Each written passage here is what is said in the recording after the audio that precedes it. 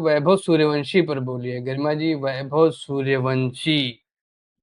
इनके इनका तो नाम लेते वक्त जो है वो बैकग्राउंड में गाना आना चाहिए। कौन सी मूवी थी घटिया सी, उसका गाना आना चाहिए भाई, एकदम भयंकर। नहीं यार, सूर्यवंशी ऐसा कोई गाना मैंने सुना हुआ है। हाँ हाँ हाँ। है ना अजय किसी देवगन मूवी की का। थी ना वो, शायद अजय देवगन रणवीर सिंह की। हाँ, अक्षय कुमार भी थे शायद उसमें। अरे वो मल्टी कास्ट वाली थी क्या? हाँ हाँ हाँ, मल्टीटास्क। एक सेकंड, वो जो कॉप यूनिवर्स वाली मूवी थी वो तो उन्हीं का पार्ट थी ना शायद। हम्म। मूवी का नाम ही हो ये लो। चलो भाई, तो वैभव सूर्यवंशी बिहार की आन बान और शान, बिहार से खेलने वाला इकलौता क्रिकेटर जो इतनी अचीवमेंट्स को लगातार पार करता हुआ चला जा रहा है। और मुझे तो भाई पर्सनली बहुत खुशी होती है, क्योंकि लगातार एक स्टेट के बारे में इतनी सारी उल्टी पल्टी बातें होती हैं, और वहां से कोई बंदा निकलता है जो प्रॉपर बिहार से है। प्रॉपर बिहार से, बिहार में अपनी क्रिकेट खेली, बिहार में ट्रेनिंग ली, और बिहार से खेलते खेलते वहां तक पहुंचा।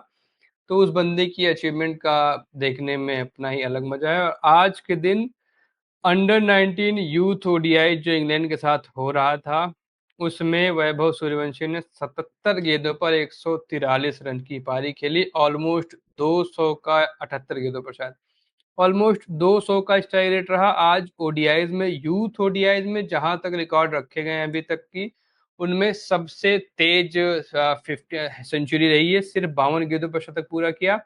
और यूथ ओडीआईज के रिकॉर्ड्स में कहीं पर भी इतनी कम गेंदों पर कोई बैट्समैन सेंचुरी नहीं पूरी कर पाया। और अगर किसी को ये लगता हो कि वैभव सूर्यवंशी की ये पहली इनिंग है इंग्लैंड में, तो ऐसा कुछ नहीं ब्रदर्स। इससे पहले वैभव सूर्यवंशी 31 पे 86, 34 पे 45, 19 पे 48, यानी तकरीबन हर इनिंग में भाई 200 के आसपास या 200 के ऊपर की स्ट्राइक रेट से खेला है। ओडीआईज में, यूथ ओडीआई चल रहे हैं ये, और इनमें क्वालिटी अटैक तो होगा ही, क्योंकि इंग्लैंड वालों ने कोई स्कूल के बच्चे थोड़े ना भेजे होंगे।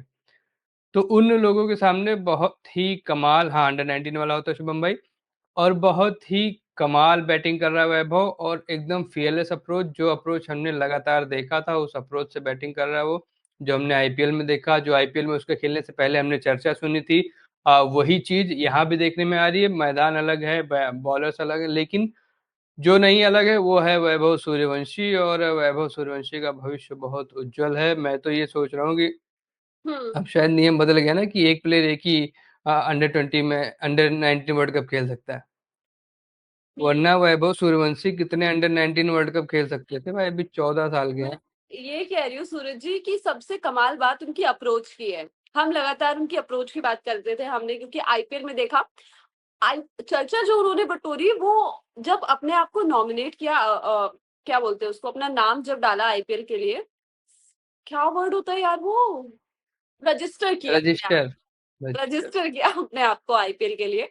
तब सबसे ज्यादा इन्होंने चर्चा बटोरी थी, और उसके बाद लोगों ने बात करनी शुरू करी उनकी चेन्नई वाली इनिंग्स की जो। और उसके बाद एशिया कप शायद खेला था इन्होंने, अंडर 19 वाला ना, एशिया कप ही था ना वो शायद जो खेला था, जिसमें ये लोग फाइनल में हार गए थे। लेकिन उससे पहले वैभव ने कई बढ़िया पारियां खेली थी, फाइनल में परफॉर्म नहीं कर पाए थे। मुशीर खान भी शायद उस मैच का हिस्सा थे, सरफराज खान के भाई।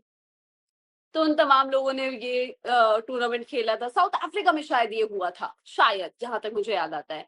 तो कई बड़ी चर्चा हुई थी उस टाइम पे, और फिर वहां से ये आईपीएल में आए थे। और आईपीएल में किसी ने एक्सपेक्ट नहीं किया था कि राजस्थान रॉयल्स की टीम में, जहां ऑलरेडी इतने सीनियर प्लेयर्स हैं, नीतीश राणा को वो लोग लेके आ गए थे, संजू सैमसन, उनके ओपनर्स, यशस्वी जायसवाल, और तमाम लोगों के बीच में किसी ने एक्सपेक्ट नहीं किया था कि वैभव को मौका मिलेगा। और जब हम प्रीव्यूज कर रहे थे, हम लगातार ये बात कर रहे थे, सूरज जी आपको याद है कि वैभव को मौका मिलेगा या नहीं मिलेगा?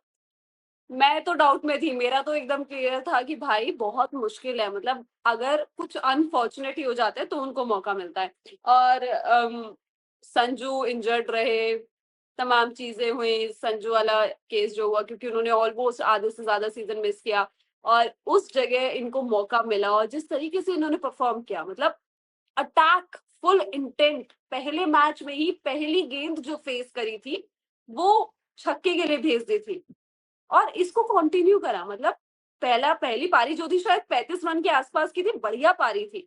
तो हमको लगा कि भाई ये तो पहला मैच है, फिर दूसरे में आया सेम इंटेंट, तीसरे में आया सेम इंटेंट, आउट भी हो रहे थे उस इंटेंट के चक्कर में, एक ही जगह बाउंड्री लगाने के चक्कर में आउट भी हो रहे थे, लेकिन क्या बढ़िया खेले, 35 गेंदों में अपना शतक पूरा किया, फास्टेस्ट इंडियन बन गए, तो इतना पुराना रिकॉर्ड तोड़ दिया और तमाम चीजें, तमाम रिकॉर्ड। तो हमको लगा था कि भाई ये यहाँ आएंगे तो थोड़ा सा तो आराम से खेलेंगे। पहला मैच 19 गेंदों में 40-48 रन, दूसरे मैच में थोड़ा सा स्लो, मतलब स्लो क्या, ठीक रहा, 36 गेंदों में कुछ 40-44 रन की पारी, और उसके बाद तीसरे मैच में अभी इससे पहले जो खेला था 31 गेंदों में 86 रन, और अब 52 गेंदों में 100 और 143 बना के ये आउट हुए इस मैच में, उससे पहले आउट नहीं हुए थे। तो क्या कमाल का इनका चल रहा है, 78 गेंदे, 143 रन, 180 से ऊपर का स्ट्राइक रेट, भाई कमाल। मतलब अब ये देखो कि इनका इंडिया डेब्यू कब होता है। आशीष, वही आशीष का सवाल भी है कि इनको जल्दी से डेब्यू करा के वर्ल्ड रिकॉर्ड क्यों नहीं बना देते हम लोग। हाँ मतलब बन सकता है यार।